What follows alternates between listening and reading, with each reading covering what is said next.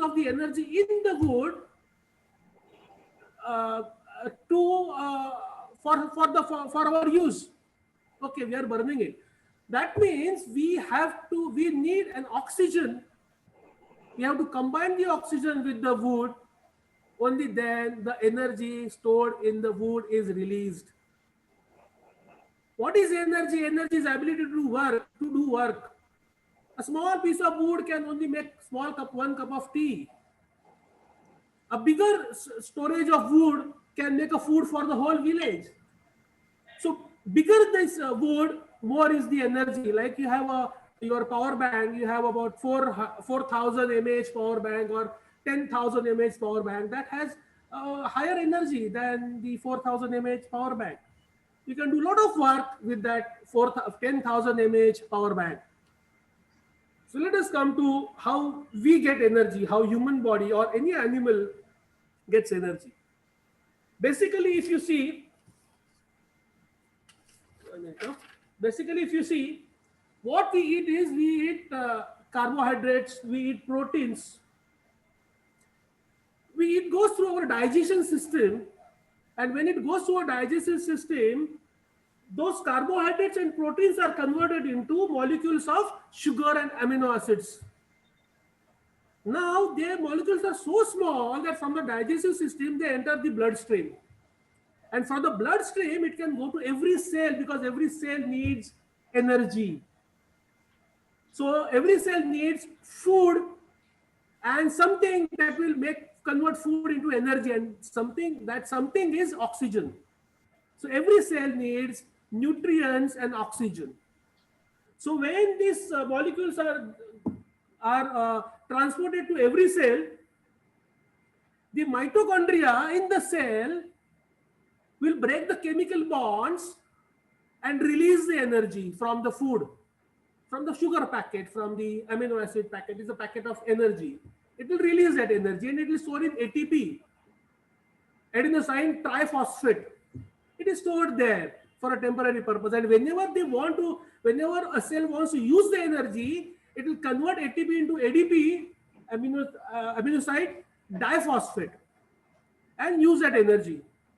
Every cell is doing some work continuously, so it needs food and it needs oxygen to take out the energy from the food. Like wood, when you wanted to take the energy out of wood, we needed oxygen. So every cell will need oxygen. And when we are making a cup of tea on the wood, what we consume is oxygen and what we generate is carbon dioxide. Similarly, when the food reaches the cell, it consumes oxygen and it generates carbon dioxide. So every living cell, every living body, every living animal consumes food, consumes oxygen, and generates carbon dioxide. So we basically need two pumps. Basically need two pumps in our body. One, that is air pump, that will bring the air inside, remove the oxygen from the air, and throw the carbon dioxide out. And second is blood pump, that will circulate the nutrients and the oxygen to each and every part of our body. So I'll just share this. Can you see this? Yes. Hello, can you see this? Yeah. Yes, yes. Okay, so we have two pumps basically. First pump is a heart pump, which we are not going to talk today about heart. We're going to concentrate our talk on lungs. So this is a heart pump. If you see on the left side, this pump is divided vertically into two parts, blue and red. Then two parts are again divided into two parts, upper and lower. So this is right upper, right lower, left upper, left lower. So the blood coming from the body goes into the right upper, goes to the right lower, goes to lungs. From lungs, it comes to left upper, goes to left lower, and goes to the body. And this is a technical way of drawing the pump. And it has got, please remember, this has valves. One valve is here, one valve is here. One valve is here, another valve is here. Without a valve, there cannot be an efficient pump. So heart has 4 valves to increase the efficiency. And actually, it is not a square like this. It looks something like this. Can you see me? Yeah. My connection is unstable. Can you see me? Yes. Yes. Yes. Okay, so the heart looks like this. And it is drawn like this, right upper, right lower, left upper, left lower, and it actually looks like this. So if I open my chest, you may not see a God picture in my chest, but you will see my heart there. Okay. The second pump, what we are talking about is lungs. You see lungs here? You see our lungs here? They're like a bellow. You see this first bellow here? Can you see my pointer? Yeah. Yeah, okay. So this is the first bellow here. When you compress this bellow, the air will go out from here. When you expand this bellow, the air will rather find an easier way to come from here. This has a valve. It will only allow air to come in, and it will not allow air to go out. So air has to go out from here. So somehow we have a directional flow we have achieved in this. Now let us see this bellow. When you expand the bellow, the air will come out, will go in from here. When you compress the bellow, air will go out from the same point. Right? Air will go out from the same point. Now, this is not an efficient way of making a pump. Pump without a valve cannot have a unidirectional flow. So same air that comes in will go back. So there will be a mixture of air here. There will be some stagnant air here. Unfortunately, our lungs are like that. Air comes in from here. When you expand these lungs, we'll see how we expand them. When you expand these lungs, air enters the lungs. When you compress the lungs, air exits the lungs. So there is a mixture of ingoing and outgoing air here. There is some stagnant air here. There is some unused air here. So, but if you see any mammal, every mammal on earth has this kind of rather inefficient lungs. I am daring to call it inefficient because if you see the lungs in the birds, like avian lungs, they have a unidirectional flow. Their lungs are much more efficient than the animals. So birds have a more efficient lungs than this. That is why I dare to call this rather inefficient pump. So anyway, we have these two pumps. 1 minute. I am just trying to see where I am. Okay. So now you see this. This is the heart pump. This is the air pump. The used up blood, used up in the sense the nutrients and the oxygen is taken out from here. It goes into this heart, goes to lungs, mixed with an oxygen, gets purified, comes back here, and then with this big aorta, it goes back to the body. This is done continuously, absolutely continuously. And if you see these lungs here now, this lung is basically a spongy tissue. It does not have its elasticity of its own. The inside part of the lungs can have elasticity. It has got 2 lobes basically. This side lobe, oh, where is it gone? Oh, this side lung has 3 lobes, 1, 2, and 3. This side lung has only 2 lobes. This part is empty because we have to fit heart here. So to make the place for the heart, the left side of the lung has only 2 lobes. Okay.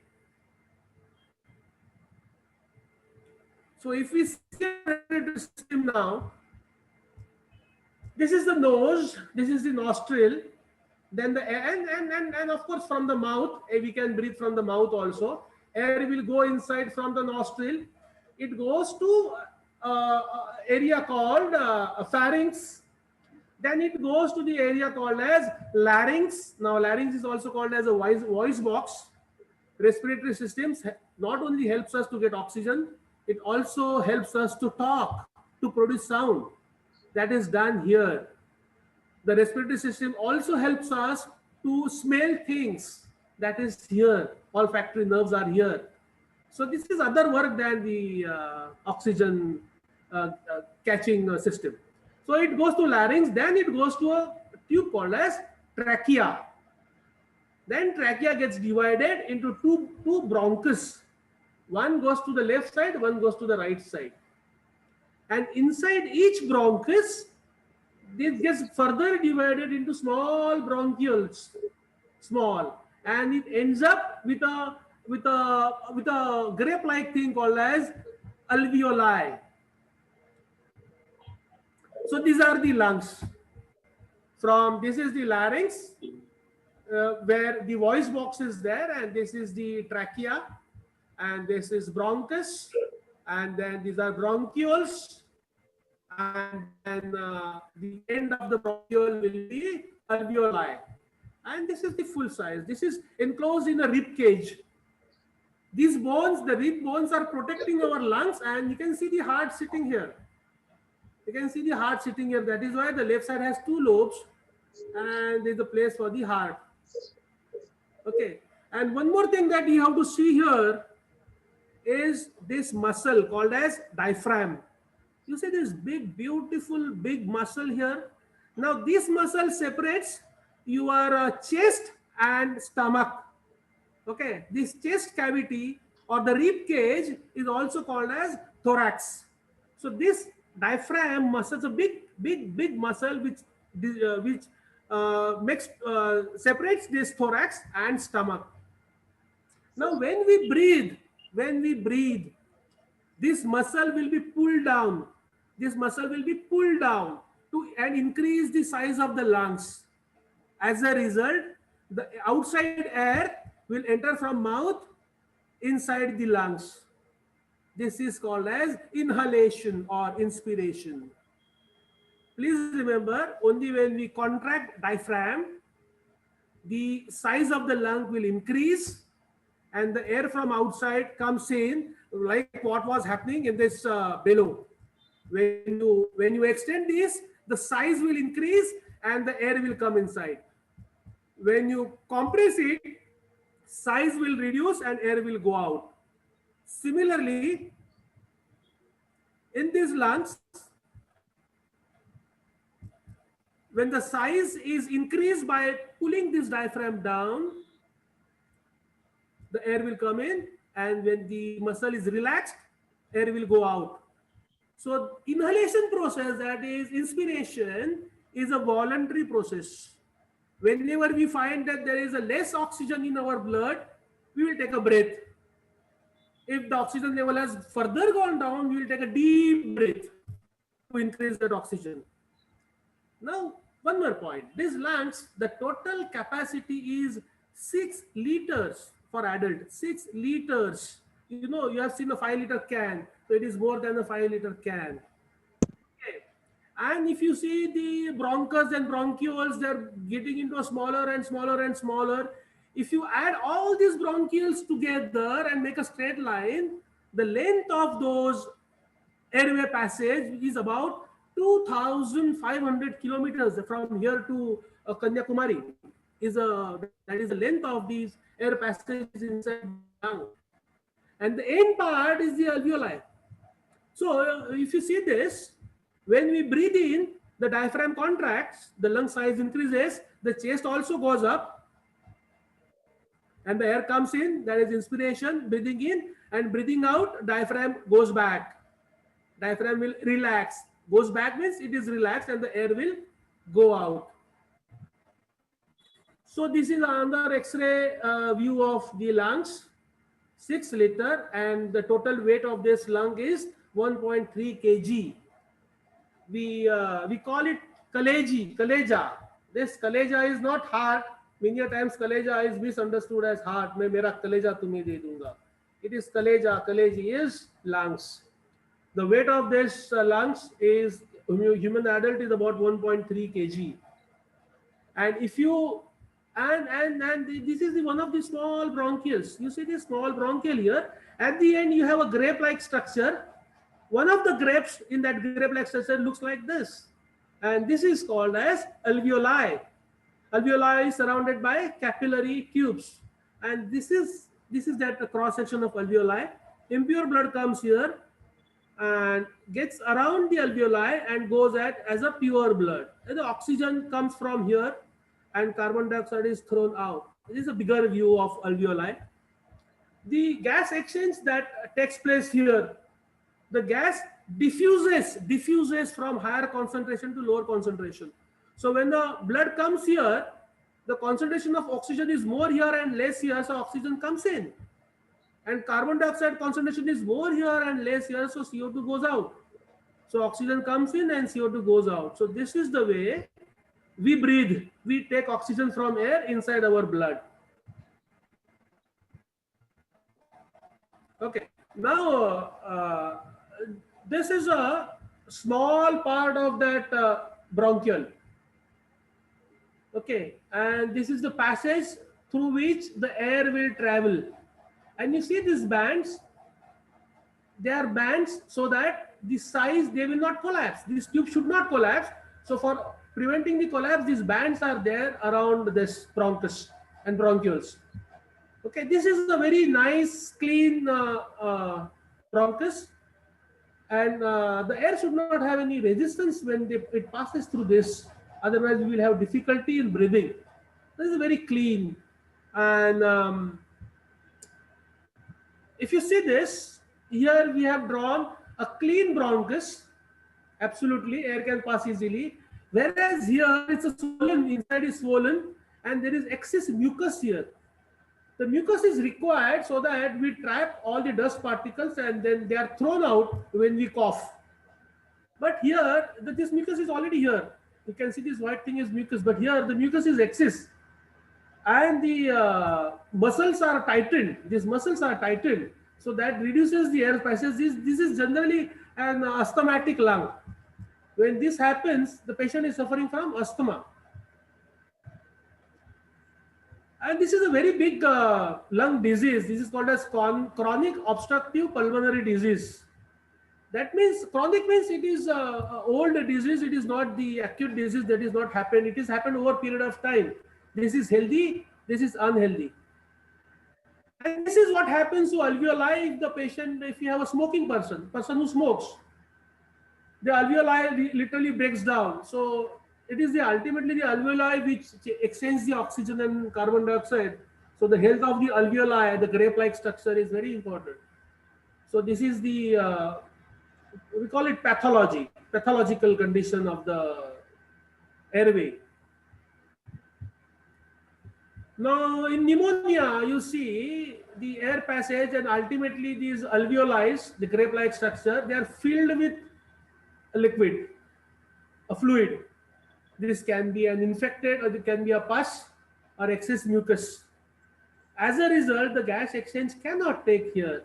So this is a very, the patient will find it very difficult to breathe. So this is called as pneumonia condition. Now, when patient is suffering from a respiratory problem that he is not able to breathe or is not able to exchange the gases, the problems are either obstructive or restrictive. Obstructive means there is an obstruction for air to flow. Restrictive means there is a restriction for air to flow. The gas exchange to take place. So this is the restrictive disease, and obstructive is when the diameter of the tube comes down. So when patient suffers from lung, the doctor will take a blood test, doctor will take an X-ray, and doctor will also take the lung capacity measurement. That lung capacity measurement is called as spirometry. We are going to talk about lung and the associated equipments which are used to diagnose or support the lung. So we will be talking about spirometry, we will be talking about ventilator, we will be talking about CPAP machine. So we let us say how doctors will measure the strength a human has. See, over as the aging will definitely cause degradation in respirations. The lung capacity will reduce, the force at which you can breathe in will also reduce, plus the diseases can also spoil the show. So the lung capacity to take in air and throw out the air is done with the help of spirometry. If I can tell you this, you can able to explain to you. This is slightly technical. If you see from this point to this point is a total lung capacity. That is 6 liters. And this is the normal breath. Inspiration, expiration, inspiration, expiration. So at a time we take only half a liter of air inside lungs and we throw that half liter out. So in spite of having 6 liters of capacity, we are only using half liter at a time. But doctor will give you a tube to blow in and you have to take maximum air, as maximum as you can, take it inside and blow it out. And the doctor will get this graph, and then again a normal respiration. The doctor will get this graph. So this is a rather your total capacity of the lung,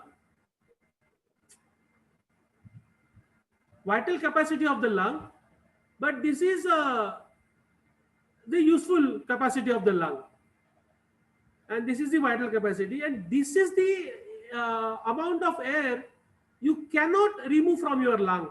This is called as reserve volume. You will not be able to remove the air from lung. Now to go back to the birth, when the baby is born, the lungs inside the lungs of the babies, when the baby is inside the womb, in the amniotic fluid, there is no way a baby can breathe. There is no way a baby can breathe. So, though of course, some amniotic fluid will go inside. Baby is taking oxygen from the mother. Oxygen and nutrients go from the mother. But when immediately after the birth, we call it baby's first cry. And baby's first cry is baby's lungs gets inflated for the first time. That is the first time the air goes inside the lungs. That is the first cry of the baby. And then the lungs are totally filled as long as that person is alive. When the person dies, the lungs will collapse. So lungs are in a collapse condition before birth. At the time of birth, the lungs inflate for the first time. And at the time of death, the lung deflate for the last time. So this is the lung capacity. From this graph, doctor knows what is the lung capacity, and accordingly he will arrange the treatment. So we will talk about the other supporting equipments. We will be talking about ventilator, CPAP machine, oxygen concentrator, and pulse oximeter. This is rather technical, so I will go through this very quickly. If you have any questions, you can ask me. You see, this is a ventilator. It looks like this. Now, ventilator is in the top because of the COVID situation. This is a machine which will deliver air or oxygen or air mixed with oxygen to the patient through this. It is connected to patients like this. Basically, it has to have a controller. So this is a controller which is controlling air and oxygen both. This is the compressed air available and the oxygen source available. It will control these valves. It will sense how much air and oxygen is going, and it will fill that oxygen and air in this tank. In normal air, 21% is oxygen. If they want for some reason to give 40% oxygen, then this machine can do that. So 60% will be air, nitrogen rather, and 40% will be oxygen. Then the microcontroller will also control this valve, that is inspiration valve, and it will throw this air, push this air through this valve to patient, and it will go into its lungs. When the respiration is over, the time is over, this will open this valve, expiration valve, and the air will come out through this. It will sense the flow and the air will be thrown out. So this is a ventilator. Basically, it mixes oxygen and air and gives a prescribed percentage of oxygen and air, either with a constant flow or with some pressure to the patient. And after some time, it will open this valve and the lungs will collapse normally. That is because of the muscles, diaphragm muscles going back to its relaxed condition, and the air will go out. So this is a ventilator. Now we will see the CPAP machine. Now CPAP is required. If you see, basically it starts with snoring. If you see this, if you see this part, this is a nose, and you can breathe through mouth or through nose, and this is the air passage, that air comes in like this. So in this, if you see, this is the air pipe and this is the food pipe. So when we are eating, this pipe will get closed and the food will go here. Food will not enter into this pipe. So when we are breathing, this pipe will be open and the air will go through this. So there is a narrow passage here. So what happens after aging, say, let us say 40 plus, this muscle become very weak. So if you are sleeping on your back, this muscle falls down and it closes this path. And they find the patient will find it difficult to breathe. And this is when a patient starts snoring. Snoring is vibrating. This particular part is vibrating when they are trying to either exhale or inhale. In some case, it becomes so serious that this falls down totally and the airway is blocked totally. So doctor will prescribe this machine for those patients. They have to sleep with this machine to avoid something called as sleep apnea. Now apnea is cessation of respiration. That means you are not breathing. That condition called as apnea. So to avoid a sleep apnea means it will generally happen during sleep. Sleep apnea is the airway passage gets blocked. The brain tells you that there is no oxygen in the blood. So this patient will suddenly get up.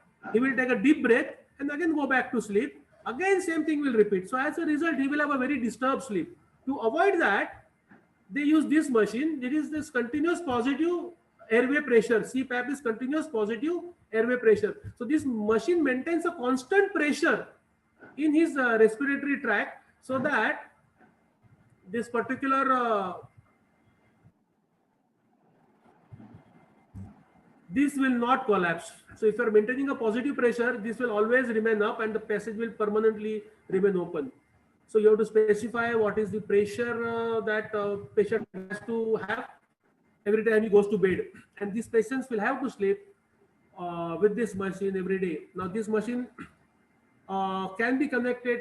Of course, it will draw air and throw the air inside, or you can connect this to an oxygen cylinder or an oxygen supply. You can connect this to a humidifier that you make the air more moist. And see, this is a block diagram. Basically, it is a blower motor that is blowing air into the face mask. Now, motor is controlled by this controller, and the pressure and temperature is sensed here. The doctor will set with this case, doctor will set whatever the pressure required, continuous pressure, and that patient, when the patient is breathing, the pressure inside will be more. When he's breathing out, the pressure inside will not be zero, but it will be slightly more. So this is a CPAP machine which is used to solve the respiratory problems. Now this is another machine that is called oxygen concentrator. Some patients who have a less efficiency of the lungs because of the obstructive or restrictive problems, like pneumonia is restrictive and the other problems are obstructive. So patient does not get enough oxygen. So you have to, instead of giving air, you have to actually give oxygen to that patient. And this is a portable machine people can keep at their home. Basically, it takes air from outside through the filter and it passes it through this molecular beds. Basically, what it does is it absorbs the nitrogen. Now, air contains 78% nitrogen and 21% oxygen and 1% other gases. So, if you remove 78%, what you get out of this is 95% pure oxygen. So, that oxygen is stored here, and through this tap or the valve flow control, it is given to the patient. So this is an oxygen concentration. It does not produce oxygen, but it eats up nitrogen. In a way, it gives out pure oxygen. So this is an oxygen concentrated. So patient at home can either have an oxygen cylinder or an oxygen concentrator. For oxygen cylinder, it's a slightly costly procedure for investment, and you have to keep on buying cylinders again and again. But here also, this is costing about 35,000 to 50,000. But you need electricity permanently. This can run on battery also. Now this is the machine that everybody knows nowadays because of the pandemic. This machine checks your oxygen. This finger, what you see here is the finger here. This is the finger. Then you have infrared and red LEDs throwing the light inside the finger, and this is a detector. And it is assumed and proved. The assumption is proved that the absorption of infrared is independent of the oxygen level, and absorption of red light is dependent on the oxygen level. So machine will see how much light is absorbed, and machine will calculate the oxygen, and it will give the oxygen level here, which should be more than 95% always. Ideally 98, 99 and 100%. So this is the pulse oximeter. Okay, this is about the lungs and the supporting equipment. The next part of my talk is about the artificial intelligence, how we can incorporate in this supporting equipments. So more technical, so I will not be going through this with this um, uh, Audience. participants. Who said what? Audience. Audience, participants, I would say. Okay. But I'll just go through this. What is the big data? What is artificial intelligence? So, see, for example, for this ventilator, it's a very critical device. Very critical device. It is easier to kill the patient with this machine than support the patient. I mean what I say. It is very easier. It's easier to kill the patient with this machine than support it. So adjustments are very critical. You need a very experienced operator to operate these machines. So if the machines are made more intelligent, some of the decisions the machine themselves can take. So how do we make the machine more intelligent? So that is the actual topic. I will just give a brief introduction. See, this is there is something called as IoT, is a very famous word nowadays. Internet of Things, the word designed by company Intel. Okay, so everybody, it's basically operating instruments with the uploading and downloading data. So this cloud is the internet, and this is the controller which is taking blood pressure, heart sound, camera, pulse rate from the patient. The inputs can also go from patient smartphone, and they will go up, and the result will be thrown back to patient smartphone and doctor's smartphone. So here the patient is connected to internet, and doctor can observe this patient from a remote place. But the intelligence is still doctor's intelligence, which is sitting in his brain. Now, what is this intelligence? This doctor has studied. Has studied his MBBS. While studying, he has referred to many books. He has attended many lectures. He has personal experience of handling the patients. So all that data he has in his head. So that is the intelligence of this doctor. Now we want to put this intelligence in the machine. So you cannot connect doctor to the machine, but whatever information this doctor has in his brain can be put in this cloud. From where did doctor get this information? From the patients, from the books, from the online equipments. Similarly, this cloud can contain all that information. And you can keep this information in such a way that you can refer to this information in this cloud and then take a decision. See, it is like this. When in Mumbai, when we were in college, we had 3 big libraries. One is Bombay University Library, one is British Council, and third is American Library. Anything you want to do in this world, you will have to go to one of these 3 libraries and find the information that you want, so that when you come back, convert that information into a knowledge and then use that knowledge to do some action. Similarly, this cloud should be like a library. Every information that is going in uploaded should be kept in a proper way so it can be referred easily. Now, what is happening right now is this information is not kept properly. I don't know. I forgot the Vivek. What is the word for that data? Is Vivek there? Yes, What is that word which is not kept properly? What is that word? unstructured data. Unstructured data. Anyway, Vivek has helped me to make this presentation. So Vivek is a doctor in biotechnology. He may not talk big on anatomy and physiology, but when it comes to biotechnology, Vivek is the master. Anyway, so this is the unstructured data which is here. If we make it a structured data, then it will become very useful. 1 minute, I am just going through this. Okay, so right now what is happening is we are taking information from the patient to this medical device, which is a ECG or blood pressure, and we are throwing that data in the cloud. Okay, now to make this will not make the device intelligent. This will only make the device intelligent as far as the analysis is concerned, but it cannot treat the patient. It can only what is happening? It can only analyze the data. For example, it receives some ECG, and the machine wants to know what is wrong with this ECG. It can go to the cloud, get the relevant ECG, compare it with that ECG, and then say that this man has this particular problem. So this can help only analysis of the waveforms. If you want to make this machine itself more intelligent, what we have to do is we have to take data from the patient.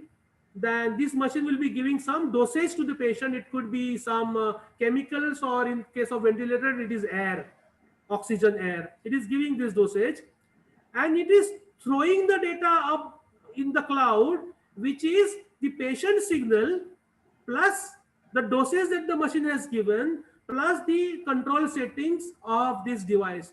All the data has to be thrown up, and then the structured data will tell the future machines what actions to be taken in case of data that is flowing in a particular fashion. So this will make the machine more intelligent. So this is what we have to achieve. So when we are designing a machine, see, basically it starts with user needs. Now patient needs to have oxygen treatment. Then the engineer will design what are the inputs required for that. He will design this part, then he will design the process of doing that. Then he will have some output which he will compare and verify whether it is as per the inputs. Whatever output is getting is as per the inputs required. When he is satisfied, he will make a medical device and he will validate that device with the user need. And once this is done, he will market this medical device and sell this medical device. And he will review at every stage what is happening in the designing the machine. Now what we want is that when he is reviewing it, all the data should be uploaded to the cloud. So many manufacturers in many countries are doing this. Like we have ISO, ISO 9000. I cannot talk more because Subhash Rege is sitting there. He is the expert in that. So that's a system, that is the certification. So in future, you will not get a certification unless you are uploading this data to this cloud.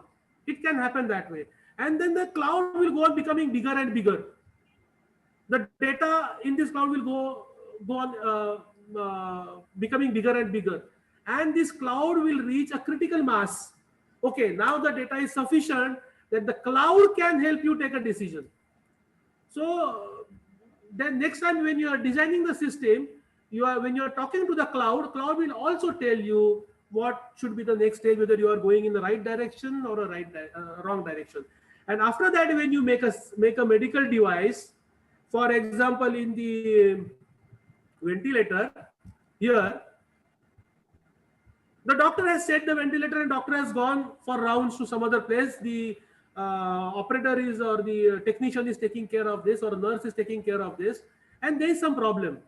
Now nurse or a technician is not equipped to reset this machine or make the changes in this machine unless doctor comes, because the intelligence, he is gone for a rounds along with his brain. He has not kept his brain here, so that intelligence is not there. So if this machine is connected to the cloud, machine can partially take a decision and also inform the operator that I have taken this decision. Now you can call for an expert if you want, but based on the data available, I have taken this decision. So that is when this ventilator will become more intelligent. So this is how you can add artificial intelligence in the system. So for example, in the ventilator, see, when it detects some alarming condition, the machine starts yelling, machine starts shouting, pa, pa, pa, pa, pa, it will do. So instead of doing that, the machine should be able to understand that the patient is progressing towards alarming limits. And he should readjust the alarm limits and make some changes in the setting and intimate the operator. That means machine has become more intelligent. So this is how I don't want to go through all this thing, but this is how a machine can be made more intelligent. So for that, what we need to do is, this is a patient and we are collecting all this data from the patient, what injections she is taking, what is her blood count, and what is her MRI image, and what is her ECG, and what is her blood pressure. All that is going into the cloud, and this is Ravi Verma unstructured data, right? Okay, so you have to make this data keep it data in a structured form so that this data can be used properly. So you have to improve the health through data science, and that is, we must have a vision that every healthcare interaction or a research that we do should be towards enhancing the access to large scale data and advanced analytics that will make the instruments more and more intelligent. In future, I am very sure the ventilator will be connected to the patient and you can forget about it. The ventilator can itself take control of that. Okay, that is what I wanted to say.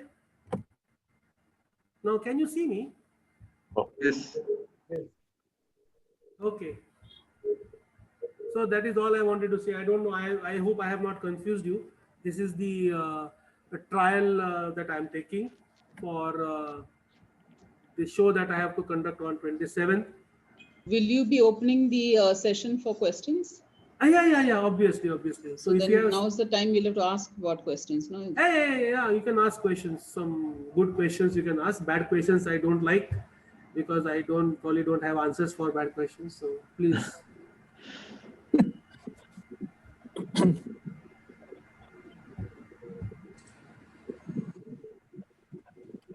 Kumar, how was it? Sure, sir. Wonderful. Okay. Raghunandan काय कळलं का? अरे मस्त Huh? मस्त मस्त मस्त Okay. छान Okay. Very nice Yes. Subhash Rege is from pharmaceutical side, and Sunil Rege. Subhash Rege म्हणजे ISO 9000. Yeah, I think Yeah. I just got one small question. Yeah. That see that model which is showed, na, that design, that input and Yeah. that design output and reviews and controls. Huh. I don't know whether generally there is one parameter which is called design changes. Huh. Like for example, when some certain processing is happening, Yeah. and when there is a change in the design required, Huh. so that should be done in a planned manner. Yes. So you see the ISO 9000. So Yeah. there is one requirement of that. So I don't know whether how you can build it inside. The purpose is that whenever there is any change in the design you are doing, so that should be done in a planned manner, so that that whatever changes to your design process out of that, what was the input, what was the change in that process. Yes. So what was then again that cycle will go. That verification will be there. Verification, validation. Yes. That if you can build up inside, I think that. No, what I was trying to say is that is the usual process of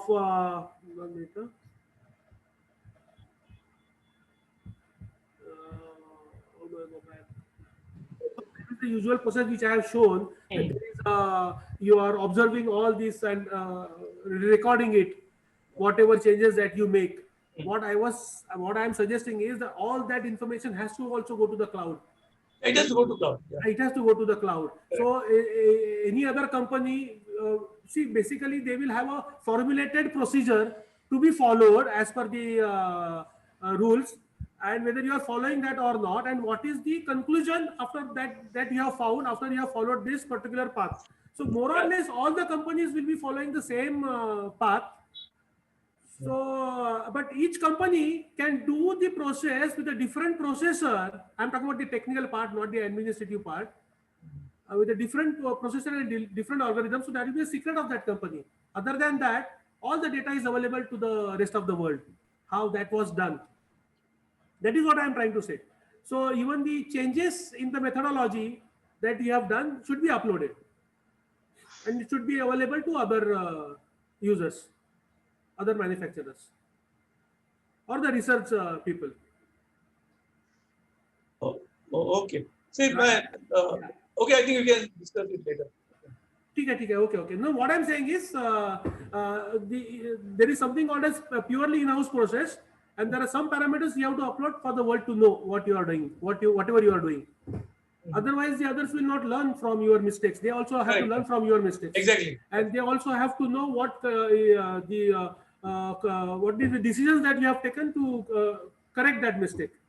That is what I meant to say. Okay. Another thing is that if it is a fully artificial intelligence, like any variation, I'm just putting a normal language. Yeah. That any variation, if it is sensed, and with that variation, the action, it goes to the cloud. Yeah. And then based on that analysis and on the action is taken.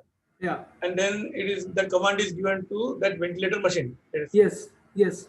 And then it will decide how much oxygen to go, and the frequency it should go. Yes. Now my point is, generally when we see in our normal electrical systems, there is something which is called as an alarm, which you also showed. Something which is called as alarm, and then something which is called as a trip.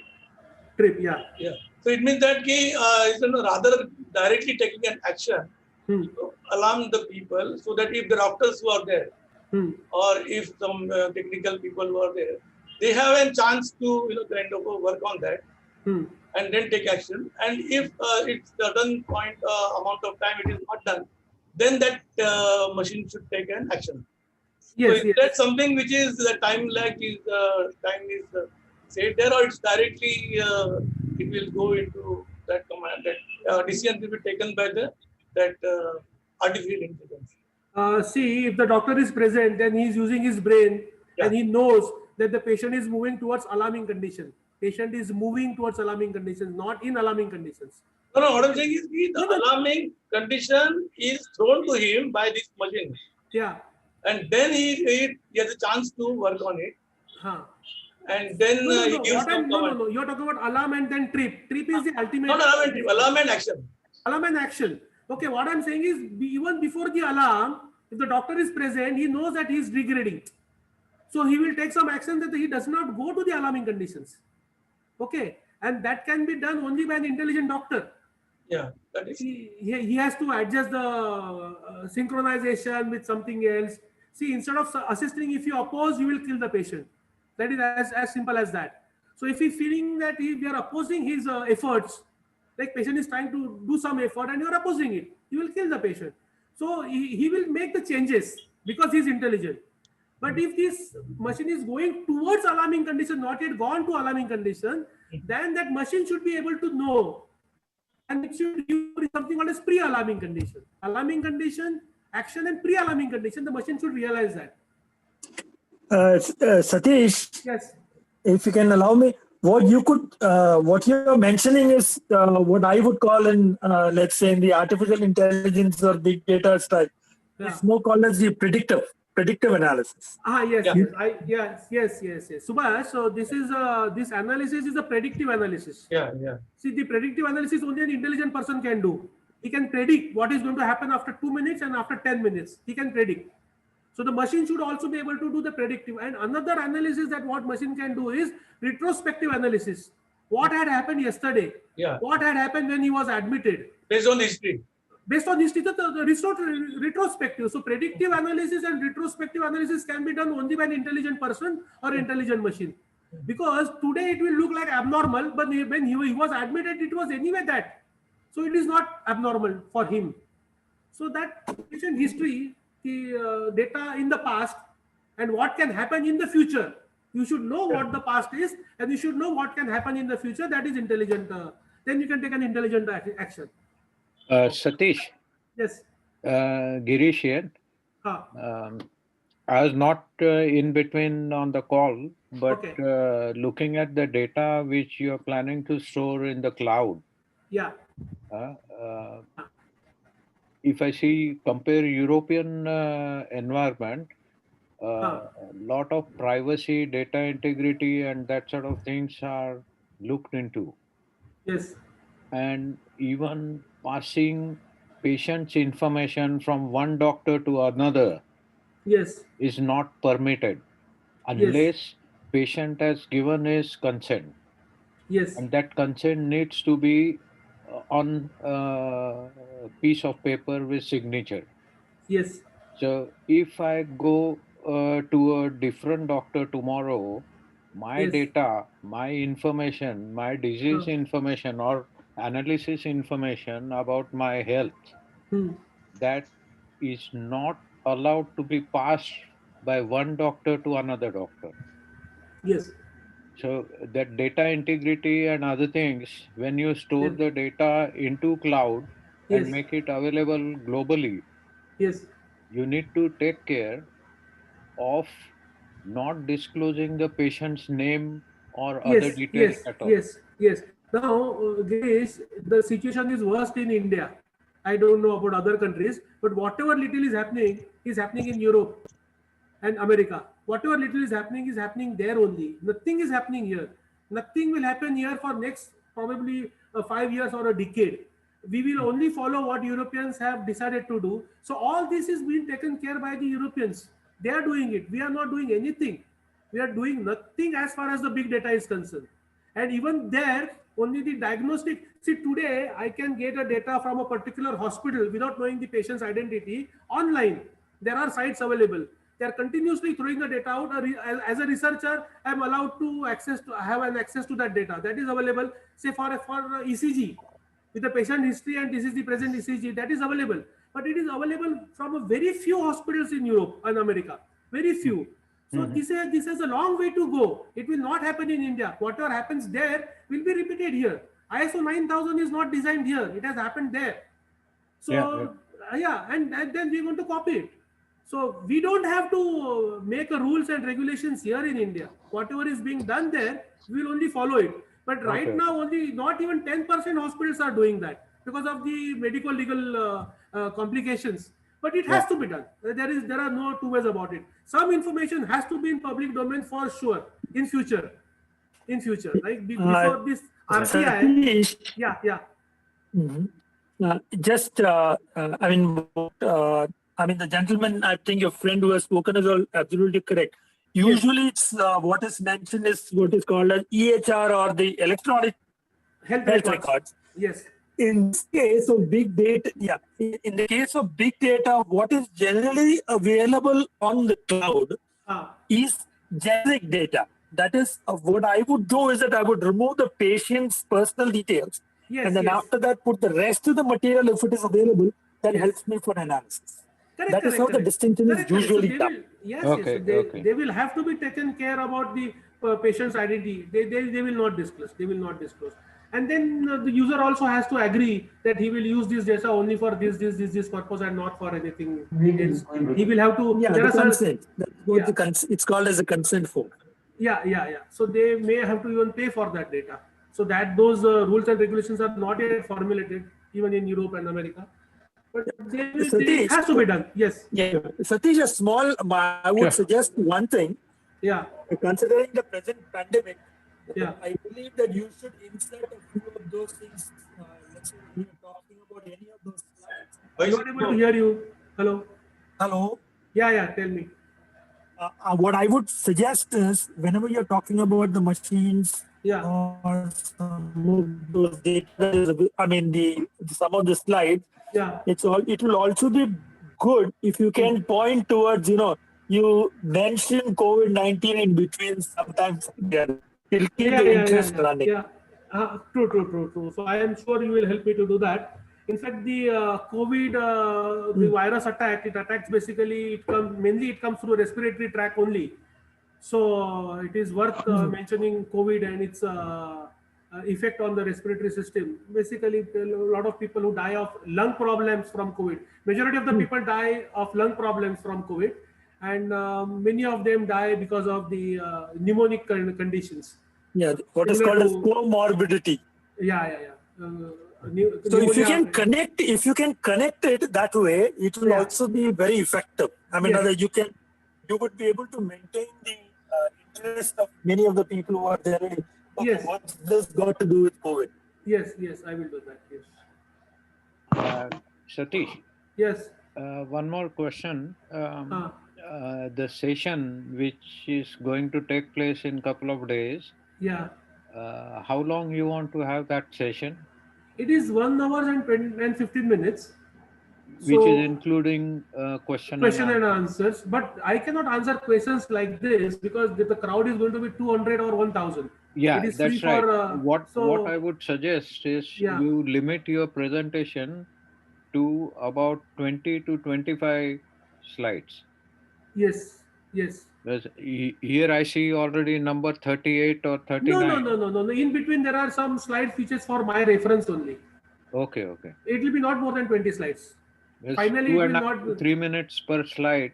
That's Ah. standard, Yes, including it your will talk. not. It will not be more than 20 slides. In fact, they are worried whether I can cover 1 hour and 20 and 15 minutes. So I Oh. said I will do it for 45 minutes, and half an hour I'll keep for the question and answers. That is what I've told them. So instead of 45 minutes, they want 55 minutes at the most. Yeah. And Satish, Yeah. this session is going to be for faculty or for Faculty, students? this is going to be a faculty development program. FDP, So this is okay. this is purely going for faculty. So I'll be teaching the teachers. It is not for students, but Okay. anybody can join. Even you can join. It is free. Right. So first come first serve basis, they will do it. Okay. So they are expecting about 200. They say there could be 1000 also. We not control that. So Okay. basically for teachers only. This program is for teachers. Okay. So Thank you. I was spending more time on lungs because unless you know what you are dealing with, you cannot make your machine intelligent if you do not know what you are dealing with. That is why I thought I'll spend more time on the lungs. Satish, one suggestion. Only Yeah. That, the beginning part which you made, no? Yeah. There is a scope to reduce that because I think that. Yes. It was Because I knew. more elaborate. Huh. The starting session, what you have started with, that wood fire and all that, that was rather more elaborate. You can short that. Yes, I will. In fact, Yeah, I just thought that about would have it. been very good for students actually. Yes. So I think that's why I asked. I got that point. Basically, they are all medical students. No. They are engineering teachers. Achha, basically, okay. Teachers, not students. They are engineering teachers. Yeah, they do not know that wood has energy in it. But very beautiful program. Yes. Okay. Very nice. Good one. Very effective. Yeah. As I always say, he is Satish, not only Satish Jadhav, he is Satish Jadugar. Suresh. In fact, I am Suresh Rangan here from Chennai, and we have been associated with Satish for the last 22 years. Okay. And it has been a great journey where we are associates. Of course, we are the dealers of his equipments down south, and we used to take pride in taking him to the colleges and showcasing his great abilities. Of course, he's a great designer too, but he's even bigger showman. no, every showman needs a stage. So Suresh Rangan has provided me stage for a very long time and in different parts of the country. It was a pleasure. Yeah, more than 350 different. I don't know. I will just take a minute of time to, in front of your friends, to say this one thing which I always take pleasure in telling. Always, like the session when we met Dr. Koel Chaudhary at IIT Kharagpur. It was a great event where remember that, Satish? Maybe you've forgotten that. Yes. So we supplied the equipments and he gave a 1 hour session. And she came out, she is one of the top-notch professors in biomedical engineering in IIT Kharagpur. He comes out and says and shakes his hands and says, I have, where were you all this time? And I have never heard a lovely presentation like what you have given. Satish, you are a great teacher. I mean, from an IIT Kharagpur teacher to get a compliment like that, it has been a pleasure traveling with you, Satish. Anyway. Yes. I hope I'll carry on as long as I can. Yeah. Yeah, we will ensure that you do, and Yes. it reaches a bigger audience and with a bigger commercial success also. Yes. I would like to say that I have experienced this in Kashmir. We went to Kashmir in '97 to Hazratbal Engineering College to supply some equipment and give some demos. That time I have actually experienced what you said, that is Satish Jadugar. Yeah. He's a great guy. Thank you. I think, with all the comments that you've had, we know how the ASCT teaches FDP is. I think you just need to, that suggestions was trying to get this into 25 minutes. Yeah. Compressing in 25 minutes. I will do that. Yeah, please. Okay. And I think also the first part of what this one mentioned, that it was too long. Yes. So not so very relevant for the teachers. If you are educating the educators, then the approach should be more specific. In fact, what happened was just about 20 minutes before I thought of all this. So that is what came more loudly. It was never part of my talk 2 hours ago. So I myself realized how to take energy out of wood. That is what came. And I was very sure that I am not going to talk more technical in this crowd. So I gave a little more importance to that. What's the time allotted for your session there? 1 hour. Say 1 hour. 1 hour. I'll finish it in about, say, 35 minutes, 40 minutes. But normally Zoom time is that limit. That no. It's a professional Zoom. No, the college. It's not my platform. That the college will provide that platform. Okay. And Satish, are you not going to show any presentation? Is there going to be any demonstration of? I can do that, but it calls for a very big involvement and a lot of work, a lot of time, which I don't have. Then digitally coordinating, electronically coordinating presentation with practical something would require a lot of experience and proper equipments. I need a proper stage, proper equipments, and then an operator to operate all that. Correct. Yeah. Okay. No, the kind of this heart-lung machine, the demonstration model which you have developed. Maybe I thought you are going to maybe show something. No. That will consume a lot of time. That should be purely a workshop, not part of such a talk. No, why don't you at least? What I'm saying is, my suggestion: if you can just show a small photograph or an image of that, so that the viewers, the teachers will get a feel that there is something more. Part 2, part 3 of the story.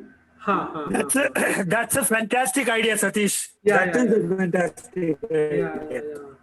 Because this is a very good occupation for me. So more and more lectures that I get, good for me.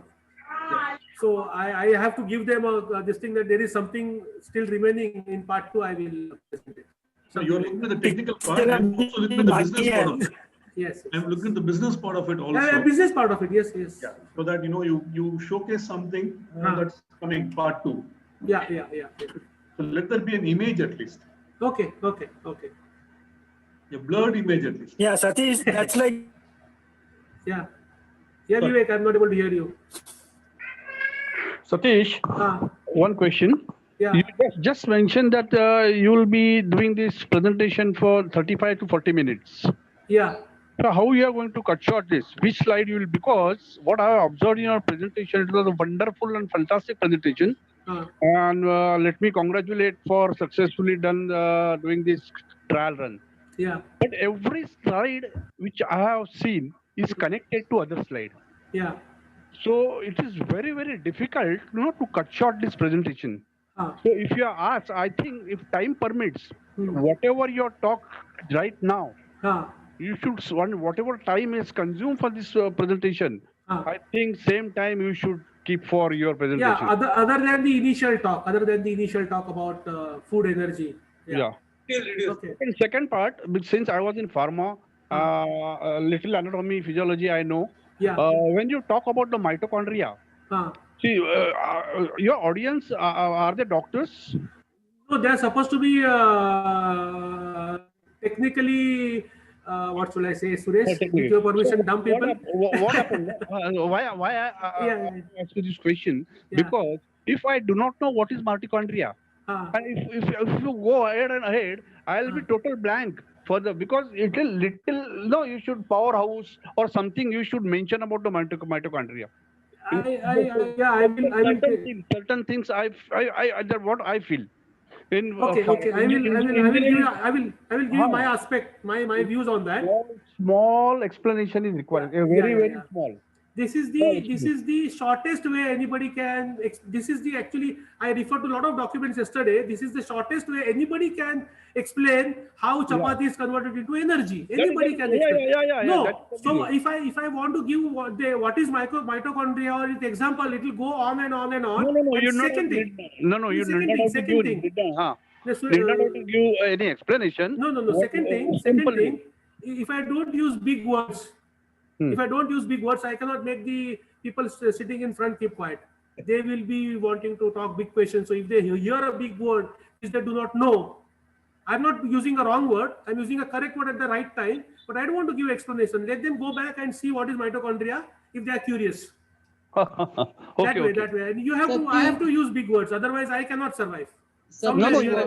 Satish, what he's trying to say is that they will be stuck at that point and they will not be they'll be lost at your further discussion. I will consider that. Some alternative word also you can use for that. No. There is no alternative word. There is no alternative word. Alternative word means just explaining in layman's language. What is there is something I can say. There is something that pulls the bond and releases the energy. There is something. You can use a word powerhouse. Powerhouse, yeah. Powerhouse. It's simple. Mitochondria is a powerhouse of the cell. The powerhouse generates power. No? So this also generates power. Power, something that you can use. Yeah. Yes. No big explanation is not at all required. Okay, I will consider that. Correct.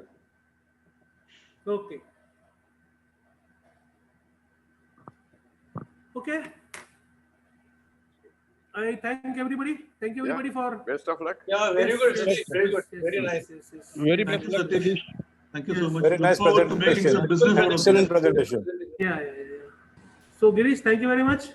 Thank Wonderful, you. sir. Thank you. I recorded this session. Yeah, Satish, it's come out well. See for yourself. Okay. Give me the link. Yeah. Okay. Okay. Bye. Bye. Good night. Bye. Thank you so much. Bye, Satish.